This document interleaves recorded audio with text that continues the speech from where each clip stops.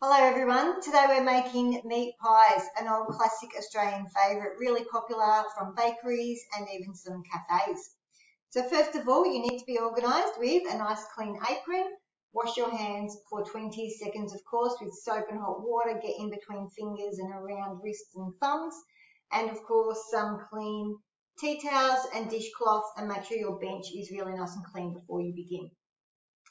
The other thing you need to do is make sure you have the correct ingredients and the equipment available. I've laid all mine out ready to go. You'll need 2 teaspoons of oil, 350 grams of mince, a tablespoon of flour, a tablespoon of Worcestershire sauce, a tablespoon of tomato paste, a teaspoon of salt and some pepper, dried parsley flakes. The recipe does ask for fresh. I don't have any. So 2 teaspoons of fresh is the same as 1 teaspoon of dried, and 1 cup of beef stock. Now, the equipment that you'll need today is you'll need a muffin pan to make the small meat pies. So we're going to be making the pastry base, and we'll be using purchased puff pastry for the lid. If you don't have a muffin tin, then you can use a pie tin instead. Okay, so first of all, let's get started. You need also 1 onion. An onion which you need to, I might cut it in half. Keep the root tip on when you're dicing. It makes it a little bit easier. Brush away any of the off parts. Trim off that end. Have a scrap bowl handy so you can put your scraps straight into there. Peel off that outer brown dry skin. Then, keeping your fingers curled, the knife then just slices in nearly all the way to that root end, leaving about a centimetre from the end so it all stays intact. Make sure you're using a chopping board, and then back the other way into a nice fine dice. You want a fine dice for the meat pies, especially because it's a mini meat pie. You don't want big chunks of onion through it. Repeat with that second half as well. Once you have everything ready, you can start cooking. We start off with heating our saucepan, and you need about 2 teaspoons of oil. I'm just going to estimate. You can measure if you like. Then add the onion, and we lightly fry or saute the onion. So I started off on a high heat to heat the pan, and now I'm just going to turn it down to a medium to high heat and just stir that for 2 to 3 minutes until the onion becomes soft and translucent, and then we can add the mince. So my onion is cooked now. That's been a couple of minutes. I'm going to add my mince. When you add it, make sure you have a wooden spoon that you can break it up with and stir it through, and you need to cook that until it is nice and soft.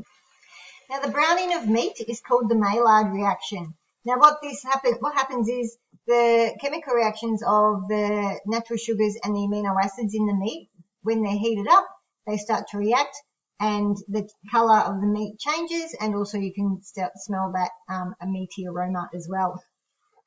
Once your meat is ready, we can add the rest of the ingredients. You need to add the flour. The flour will be the thickening agent for the sauce. So when you bite into your pie, it doesn't all just dribble out. It will thicken up that liquid. So stir that through and just let that cook through for a minute. And then you can add your Worcestershire sauce, your tomato paste. That will add a nice rich tomatoey flavour and colour, your salt and pepper, your parsley, and your beef stock can all go in together. And this needs to simmer for about 15 minutes. And in that time, you'll need to leave the lid off. Some of this liquid will evaporate, and also with the flour, you'll notice that the flour will make this liquid all thicken up into a nice sauce ready for the meat pies. While this is simmering, I'm going to start getting my pastry ingredients ready. One really important part of cooking is kitchen organisation. So what I've just done is I've cleaned up my dishes from the meat sauce, and I have a sink full of water, hot water, soap, so that I can clean as I go. I've also laid everything out ready for the pastry before I commence.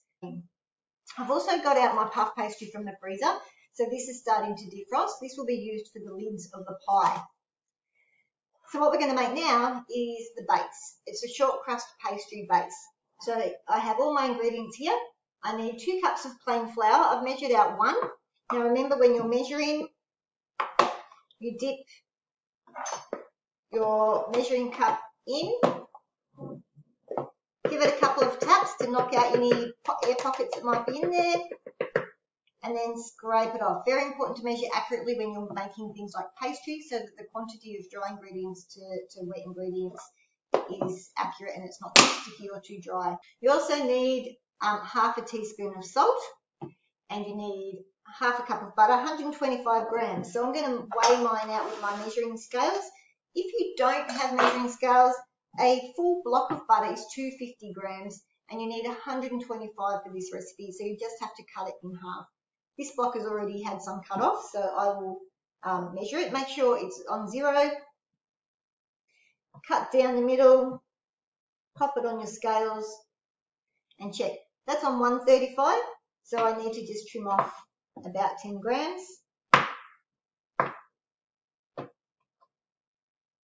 And that is on 124, so that's close enough. 1 or 2 grams either side is not a big deal. With this piece of butter, that can go aside, I don't need that. Dice it up, because we're going to rub it into the flour. And if you try and rub it in a big piece like that, it'll take you all day. So cut it into strips and then dice it. It's a bit slippery, sticking to the board a little bit, and then back the other way. Just like always, you will need to sift your flour. So the 2 cups of flour can go in there sifted.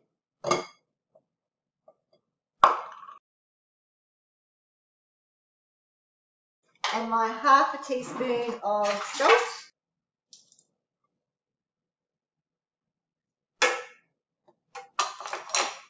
And then I can pop my diced butter into there and start rubbing in. Now, rubbing in is basically what we're doing is we're coating the flour with the fat. Now, as you all know, we have the protein gluten in flour. And when you're making bread, you want to develop that gluten. You want that gluten to become stretchy and create those air pockets for the yeast to expand. But for pastry, we don't want it to be like that. So what butter does is it stops the gluten from developing. It stops it from becoming stretchy. So the purpose of rubbing the butter into the flour is to coat every little bit of powdery flour with the butter. And the way you do that is just fingertips only. So if you look at my hands, there's no flour on the palms of my hands. It's just my fingertips. And you just lift it up and rub your fingers. This will take potentially 3 or 4 minutes, depending on how hard your butter is. You don't want to melt your butter. You want it to be a quite cold butter for when making pastry. So just do that. Just turn the bowl every now and then. Get right down to the bottom of the bowl as well, so that you're getting all the flour. And you keep going till you can't feel any more lumps. So my flour and butter have all been rubbed in together, and it will resemble breadcrumbs, and that's when you know when it's finished. The next stage is to combine half a cup of water with an egg yolk. So I'm just going to crack my egg here to separate it from the white. Be careful not to pierce the yolk. Pop that in with the water, and you need about half a teaspoon of lemon juice. So I'm just going to squeeze that straight in, just a little bit. And then just whisk that together with a fork. And then that can just all go straight in. And start off with a knife.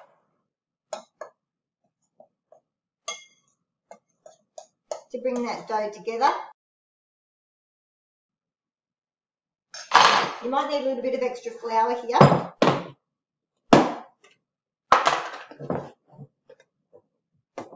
Onto the bench.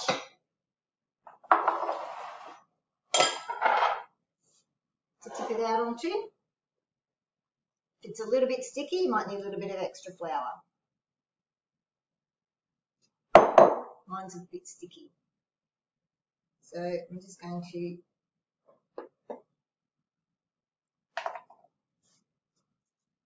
bring it together, and you just knead it lightly. So you don't over knead it. So again, like bread, you need bread for 5 minutes to develop that gluten. For a pastry, you don't want to do that. You just want to bring it together till it's a nice smooth dough.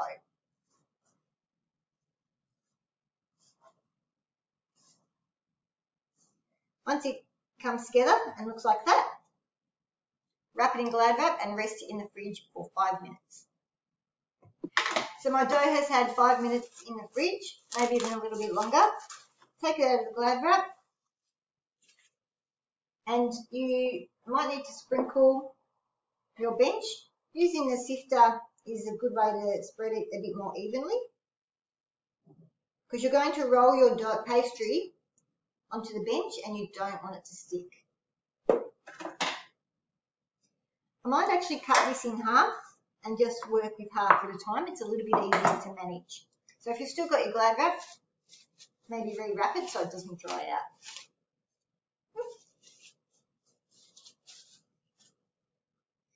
Okay, start off with a round ball to begin with. If it's sticky, mine's not, but it's sometimes good to just rub the rolling pin with a bit of flour as well. And keep moving the pastry as you roll it, and that makes sure it doesn't stick to the bench. Roll from the middle out and turn the pastry as you go.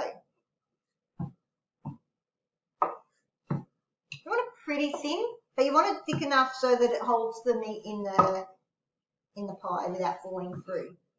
Now you'll also notice I have my meat here. I've put it in a bowl and letting it cool down. Because pastry has so much butter in it, if you put hot meat into your pastry, it'll melt the pastry before it gets to cook. Okay, that's looking pretty good. Now I'm using this as my pastry cutter. You may not have this at home, so you might have something more like a small bowl. This is 9.5 centimeters from there to there, diameter, which I've worked out will mean that the pastry base will sit nicely in there. And then I have the smaller one, 6.5 centimeters for the lid. So see what you can find at home. If you're using something like this, you can put it down, you can just press it lightly, and then you can use a knife, maybe not straight onto your bench, and put it on your chopping board, knife to cut around it. I'm going to use my cutter. Press it down, give it a little wriggle, and then do the next one. Then to put it in the muffin pan, you need to spray it first. A good idea to spray over a sink or a rubbish bin so you don't make your floors really dangerous.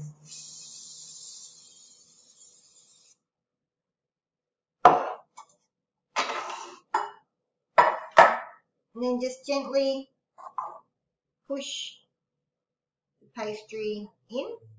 It's good if it's hanging over a little bit. You might have to just press it up so that when you put the lid on, you can try and join the edges of the lids. Right, this could nearly be a bit bigger, so I might just, as I put them in, stretch them out just a smidge more and just place them in. Okay, do that for all of them. Then we'll put our filling in, put the lids on and into the oven. My oven is turned on, 220 degrees preheating, so make sure you do that as well. Once you've cut out as many as you can from that amount, bring the dough back together, knead it. Not too much because it'll start to get tough. Roll it out, cut and repeat until you use up your pastry.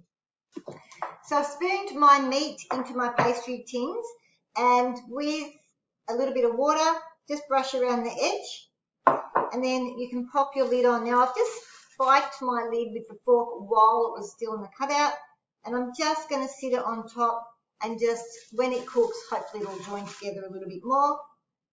Okay, then brush it with an egg wash. So this is just 1 egg and a little bit of milk. Brush the tops into the oven for 20 minutes. So they've just come out of the oven and they're looking amazing. Just use a knife to pop them out. Pretty easy to hop out. Then a little bit of tomato sauce on top and dig in. Beautiful homemade meat pies ready to go.